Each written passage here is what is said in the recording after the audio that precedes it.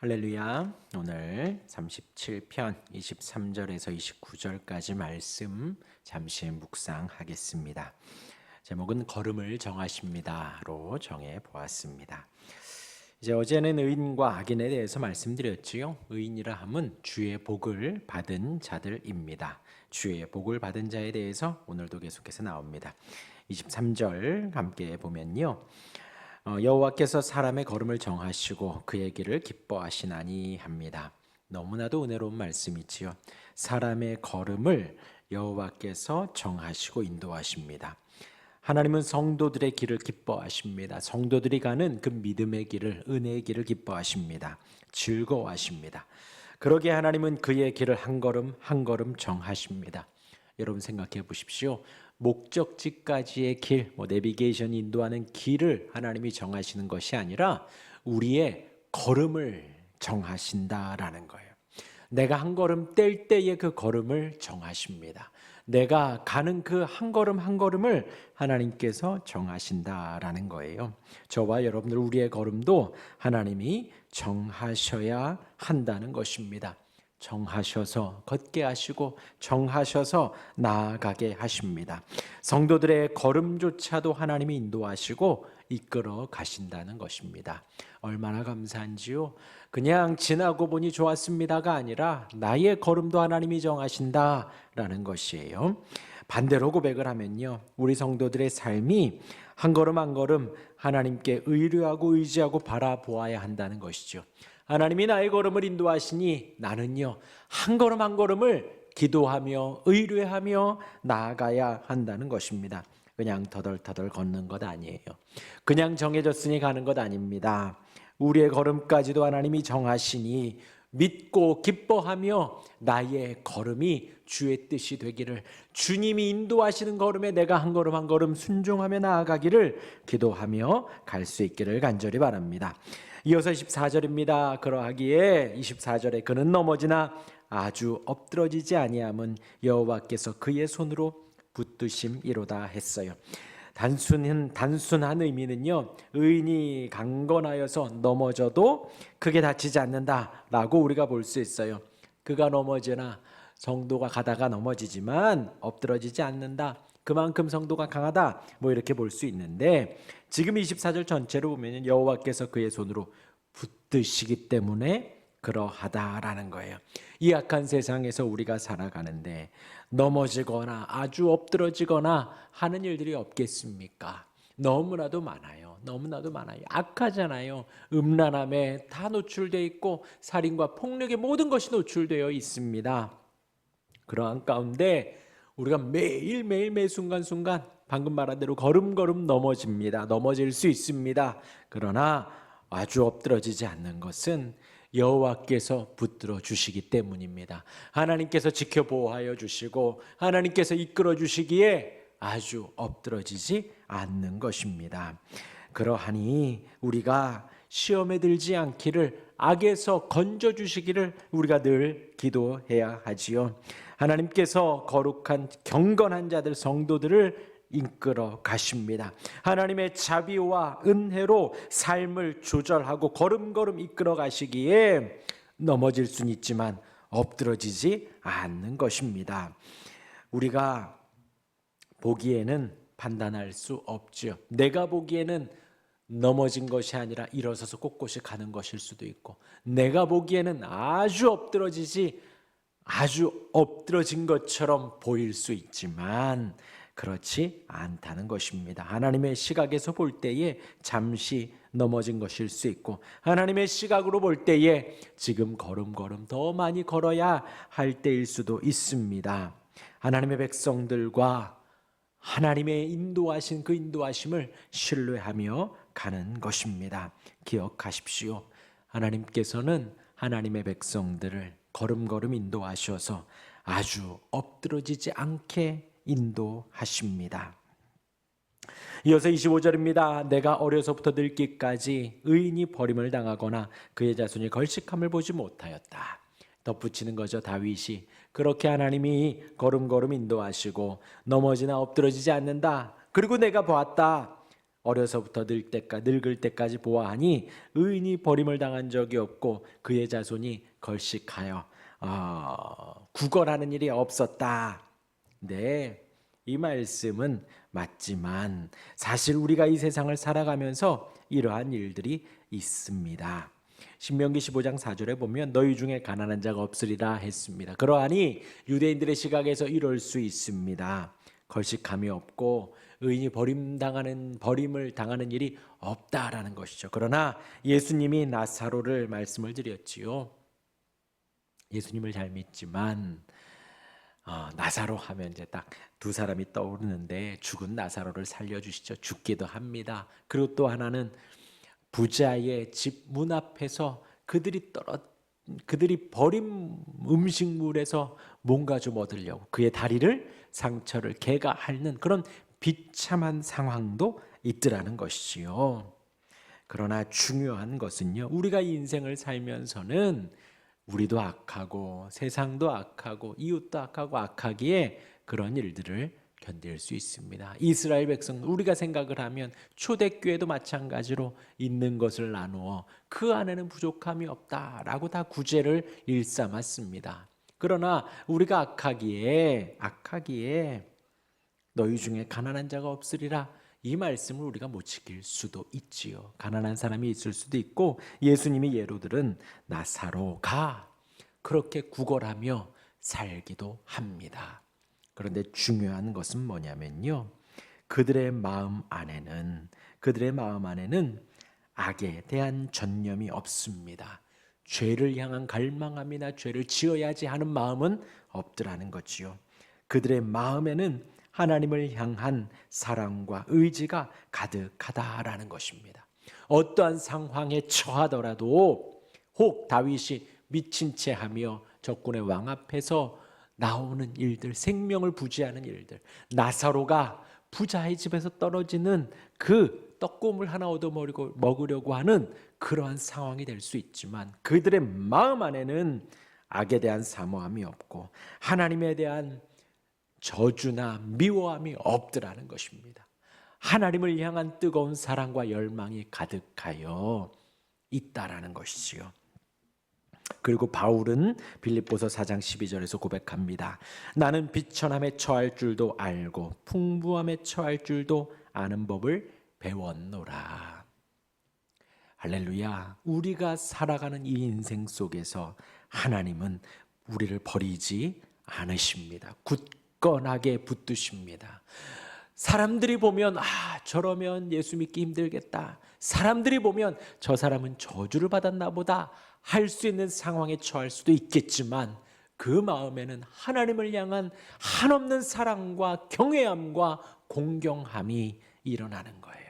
그렇게 부족하고 어려워도 비천함 가운데에서도 하나님을 섬기고 걸식하는 힘겨운 배고픈 상황에서도 하나님께 감사와 찬양의 모습이 보이는 거죠.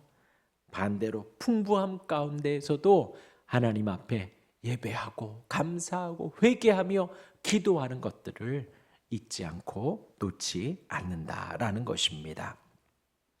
이어서 26절입니다. 그는 종일토록 은혜를 베풀어 꾸어주니 그의 자손이 복을 받는도다. 어려서부터 늙기까지 버림을 당하지 않고 하나님의 은혜 가운데 살아갑니다.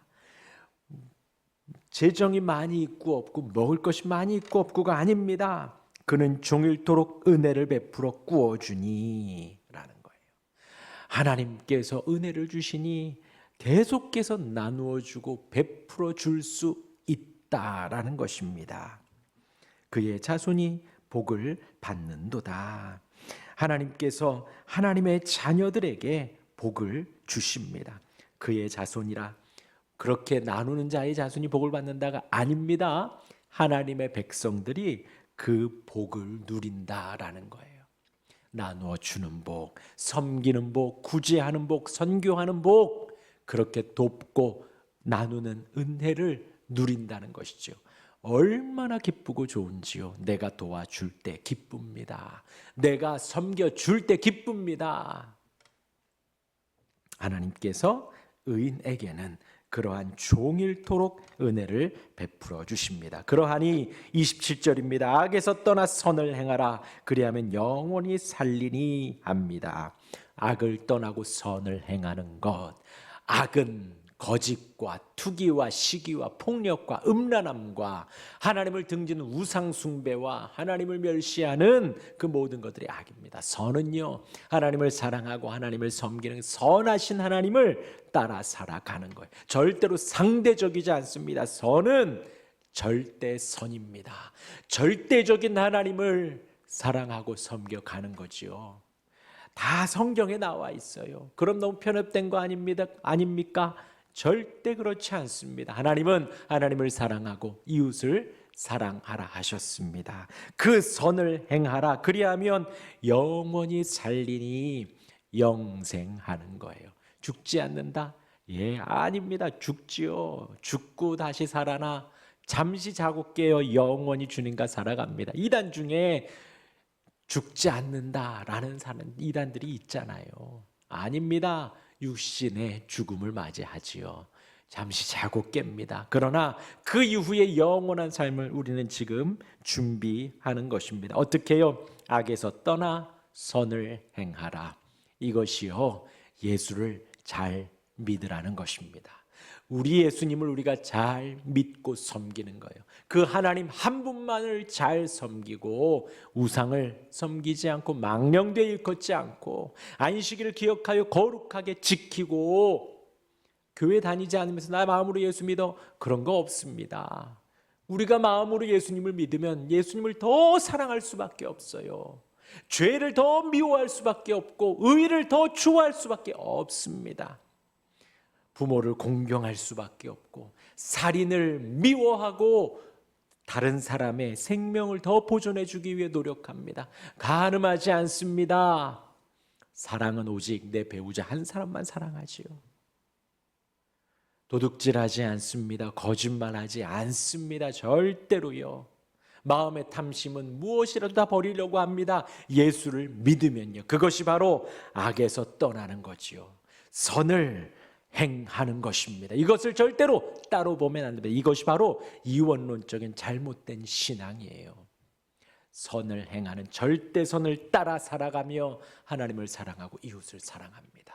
그렇게 하나님을 열망하고 사랑하고 예배하기 좋아하고, 제가 우리 아이들에게 그리고 저에게 우리 교회 모든 교회학교 성도들과 교회학교 아이들에게 예배를 좋아하고 말씀 읽기를 좋아하고 기도하기를 좋아하고 예배를 더욱더 사모했으면 좋겠다라는 이유가 뭐예요? 그렇게 하나님을 향한 열망이 불일 듯 일어나요. 그러면요, 우리가 이웃도 내 몸처럼 사랑할 수 있다라는 겁니다. 그것이 다 악에서 떠나고 선을 행하는 것입니다. 그것이 바로 구원을 얻는 것이고 영생을 얻는 것이고 영생을 누리는 것입니다. 28절입니다. 여호와께서 정의를 사랑하시고 그의 성도를 버리지 아니하심이로다. 그들은 영원히 보호를 받으나 악인의 자손은 끊어지리로다. 여호와께서는 정의를 사랑하십니다. 악에서 떠나고 선을 행해야 하는 이유는 우리가 구원받고 영생을 누리고 영원히 살아가는 것도 있지만 하나님께서 그것을 좋아하십니다. 정의를 사랑하십니다. 의를 사랑하십니다. 의를 따르는 의로운 자를 사랑하십니다. 그러하니 우리가 사랑할 때에 사랑하는 사람이 원하는 걸 해줘요. 내가 해보니 좋더라. 너도 해봐, 너도 해봐.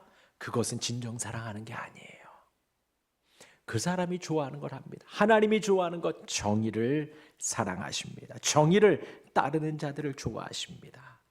그의 성도를 버리지 아니하심이로다. 하나님의 택함은, 하나님의 선택은 결코 실수가 없습니다. 미완성이 없습니다. 하나님의 마음이 변하시는 것이 없습니다. 그것이 얼마나 감사한지요. 하나님의 택한 자를 하나님은 구원하십니다. 그것이 하나님의 능력입니다. 저와 여러분들, 우리를 태초전부터 택하여 부르신 하나님이 우리의 구원을 이루시고 결코 우리를 버리지 않으십니다.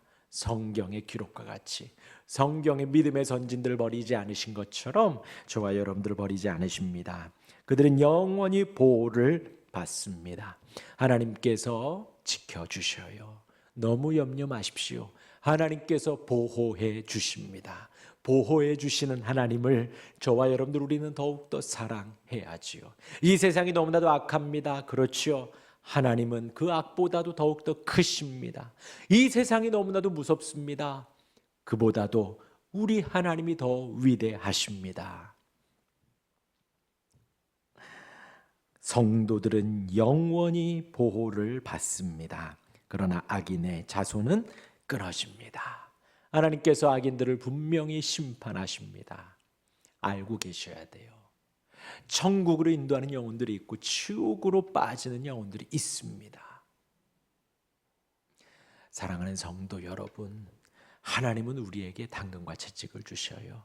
사랑과 인자함이 있지만 의와 공의와 심판을 알려주십니다. 하나님의 사랑이 우리를 사랑하셔서 우리가 하나님을 섬겨요. 잊지 말아야 할 것은 하나님의 법이 있습니다. 공의와 정의가 있습니다. 예수를 믿지 않는 자들은 지옥에 빠지면 하나님을 사랑하지 않는 자들은 지옥에 갑니다. 이 무시무시한 법이 있어요. 저와 여러분들에게 어마어마한 것을 요구하시는 것이 아니에요. 이스라엘 백성들에게 할례를 받으라 하셨고 저와 여러분들에게 예수를 믿으라 한 겁니다. 광야에서 불뱀에 물렸을 때에 노뱀을 바라보라 하셨고 동일한 하나님이 이 악한 세상 속에서 예수를 믿으라는 거예요. 우리의 마음을 다하여 예수님을 믿고 영접하며 하나님을 사랑하고 이웃을 사랑하며 살아가라는 거죠. 그렇지 않은 이들을 악인이라고 합니다. 전 세계에 예수님의 이름이 쭉쭉 뻗어갑니다. 주의 복음이 계속해서 흥왕하여 갑니다. 주님의 초청과 사랑의 음성과 그 넓은 품이 열려 있습니다. 그 안으로 나아가는 거예요. 그렇지 않은 이들을 악한 자들이라고 합니다. 그 하나님의 사랑의 손길을 거부하지요. 하나님의 인자한 품을 밀어내는 겁니다. 그들이 바로 악인들입니다. 그 악인의 자손은 끊어지리로다. 마지막 29절입니다. 의인이 땅을 차지하며 거기서 영원히 살리로다. 우리가 땅을 얻습니다.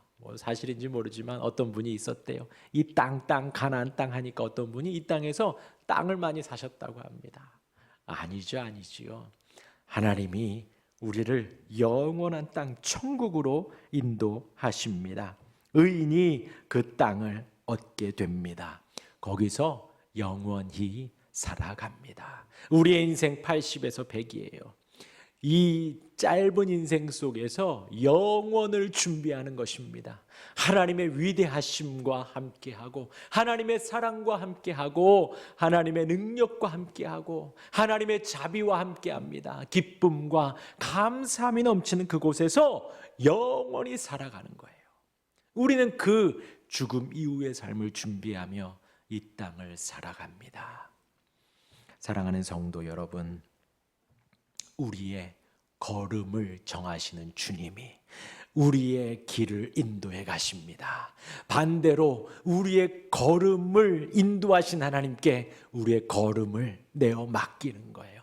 한 걸음 한 걸음 가면서 주님께 의뢰하고 묻고 한 걸음 한 걸음 가며 하나님을 의지하고 하나님께 기도하는 것입니다.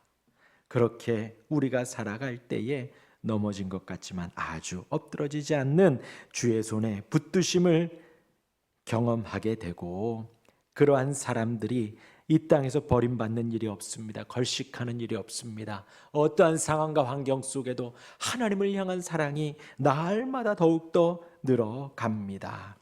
그러한 이들은 이 땅에서 악에서 떠나려고 노력하고 선을 행하려고 죄를 미워하고 의를 좋아하려고 노력합니다. 하나님은 그러한 정의를 사랑하시고 그러한 성도를 버리지 않으십니다. 우리의 걸음을 정하시고 인도하시는 그 주님을 더 사랑하는, 하나님을 알아가고 하나님이 기뻐하시는 것을 행하는 우리 모두가 되시기를 주님의 이름으로 축원합니다.